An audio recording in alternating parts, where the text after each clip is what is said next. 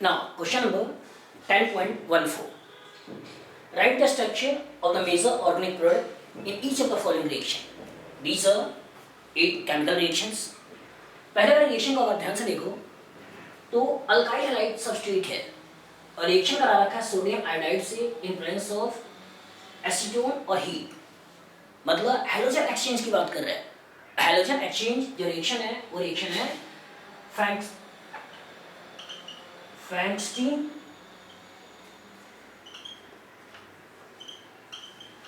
Reaction.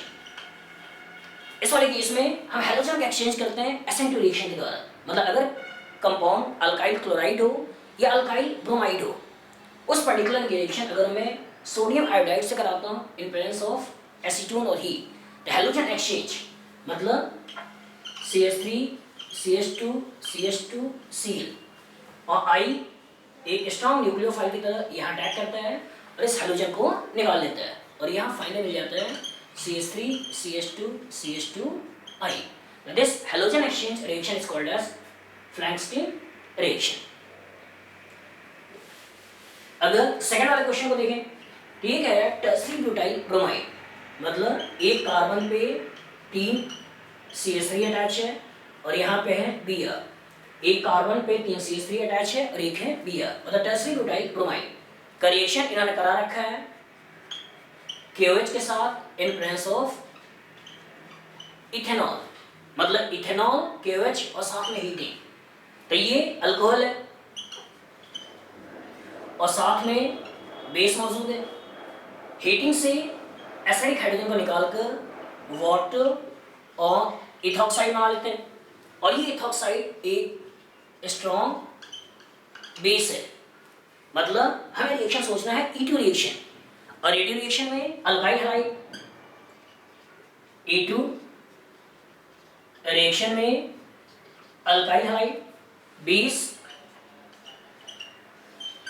Anti periplanar transition state बनाते हुए H और X को एंटी पोजीशन से बाहर निकाल देगा और ओवरऑल जो हमें कंपाउंड मिल जाता है वो कंपाउंड होता है अल्कीन. मतलब अल्काइल हैलाइड से E2 रिएक्शन के मैकेनिज्म के द्वारा HX का निकलना और अल्कीन का फॉर्मेशन. क्लियर? अगर सिस्टम में स्ट्रॉन्ग बेस है और प्रोडक्ट स्टेबल हो रहा है तो हमें एलिमिनेशन सोचना है, ना कि हमें सब्स्टिट्यूशन सोचना है. एक्वस KOH और अल्कोहलिक KOH दोनों डिफरेंस है. अगर क्वेश्चन में आपसे कह रहा है अल्कोहलिक KOH और हीट, मतलब सिस्टम में आपको एलिमिनेशन सोचना है. लेकिन अगर क्वेश्चन में कह रहा है एक्वस KOH तो उस पर्टिकुलर केस में आपको सब्स्टिट्यूशन सोचना है, यहाँ एलिमिनेशन यहाँ पे सब्स्टिट्यूशन. और इस केस में अगर एनालाइज करो तो ये कंपाउंड है CH3 CH Br CH2 और CH3 2 प्रोमो ब्यूटेन और इसका रिएक्शन इन्होंने करा रखा है वाटर और NaOH, मतलब OH नेगेटिव एक अच्छा न्यूक्लियोफाइल स्टेरिक हैंडल्स का है. तो ये SN2 मैकेनिज्म के थ्रू इस कार्बन पर अटैक करेगा और इस हैलोजन को निकाल लेगा. SN2 रिएक्शन मैकेनिज्म के थ्रू इस कार्बन पर अटैक करेगा और हैलोजन को यहाँ से बाहर निकालकर ब्यूटेन 2 ऑल का फॉर्मेशन कर देगा. क्वेश्चन यहाँ पे स्टीरियोकेमिस्ट्री लिखी हुई नहीं है, लेकिन अगर जैसा हम देख रहे हैं कार्बन कायरल है H CH3 Br और इथाइल, तो इसका अगर क्वेश्चन में स्पेसिफाइड होता है कि ये पर्टिकुलर कार्बन की स्टीरियोकेमिस्ट्री अगर ये R लिखा होता तो उस केस में हमें जो प्रोडक्ट मिलता है वो प्रोडक्ट होता S. लेकिन ऐसा जब क्वेश्चन मेंशन नहीं है, मतलब इसकी स्टीरियोकेमिस्ट्री लिखी हुई नहीं है, ना ही R लिखा हुआ है ना ही S लिखा हुआ है, तो सिंपल हमें Br को निकाल देना है, हैलोजन को निकाल देना है और वहां पर लगा देना है OH. अगर मैं फोर्थ वाली इक्वेशन को देखूं तो यहाँ पे बात कर रहा है इथाइल ब्रोमाइड. तो यहाँ पे सिस्टम है CH3 CH2 Br और रिएक्शन करा रखा है KCl एक्वस इथेनॉल और Cl नेगेटिव एक अच्छा न्यूक्लियोफाइल है.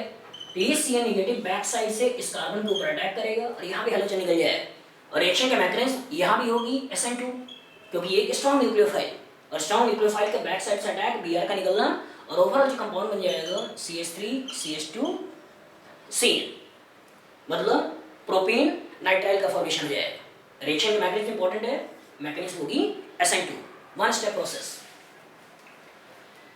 अगर मैं इसकी बात करूं तो C6H5ON मतलब ये बात कर रहा है सोडियम फिनॉक्साइड की C6H5ONa, मतलब बात हो रही है सोडियम फिनॉक्साइड।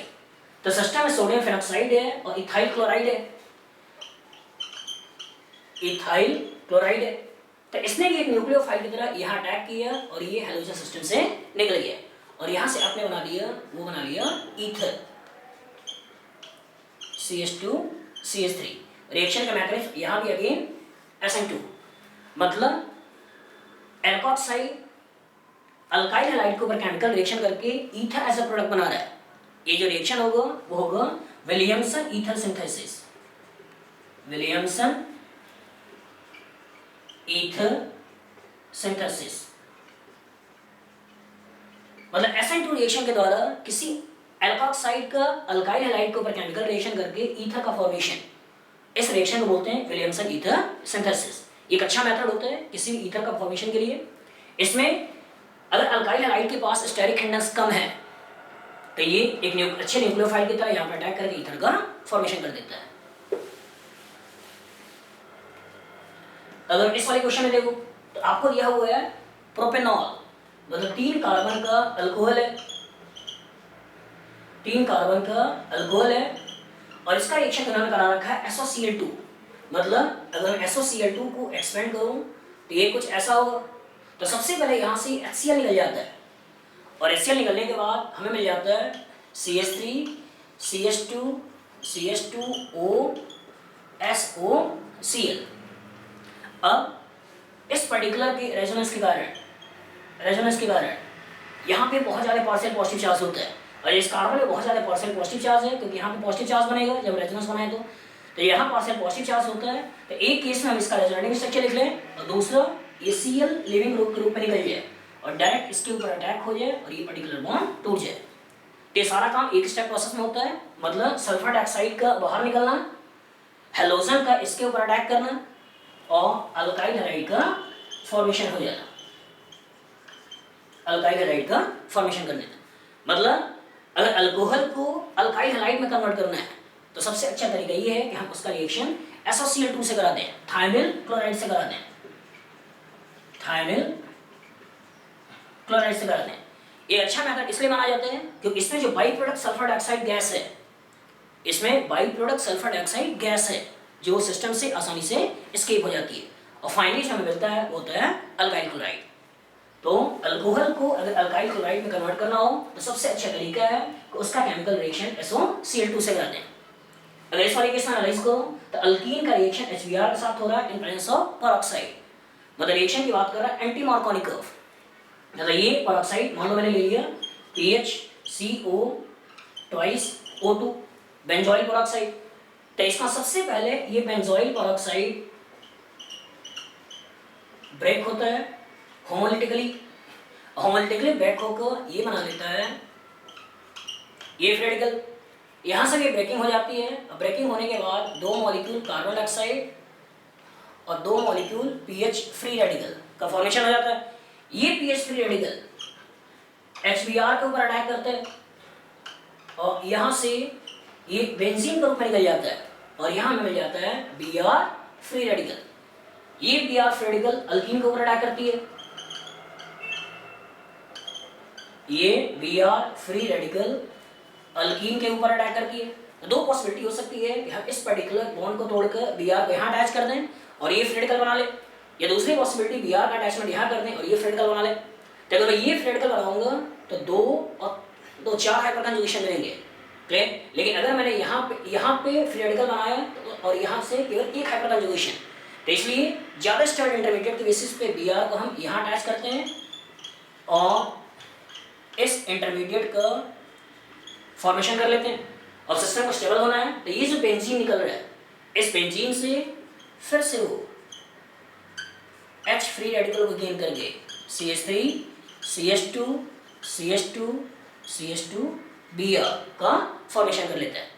मतलब किसी अनसिमेट्रिकल अल्कीन के ऊपर जो HBr का रिएक्शन कराते हैं in presence of organic peroxide, तो Br का अटैचमेंट उस कार्बन पे होता है जिसके पास हाइड्रोजन ज्यादा है और H का अटैचमेंट उस कार्बन पे होता है जिसके पास हाइड्रोजन कम है और इस पर्टिकुलर कॉन्सेप्ट को बोलते हैं एंटी मार्कोनिकोव रूल।